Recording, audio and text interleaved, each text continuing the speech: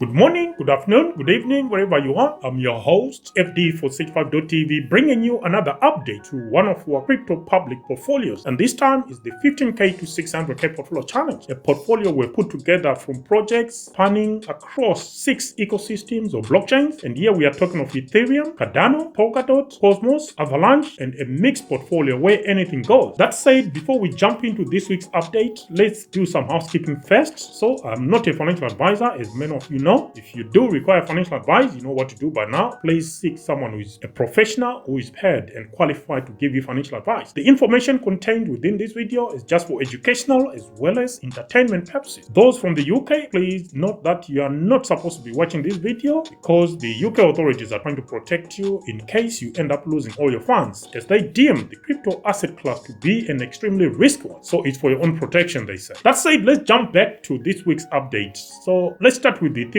blockchain, where we hold positions in VulcanForged, PerpetualProtocol, and Ribbon Finance. Let's start with VulcanForged first, and it's priced at $4.33. Our portfolio is now valued at $445.39, and week on week we are down 3.9%. Overall, we are still up 22.6%. Next up is PerpetualProtocol and the PEP token, which is priced at $1.15. Portfolio is now valued at $1,150.39. Week on week we are up 8.3%. Overall, we are still up 170.5%.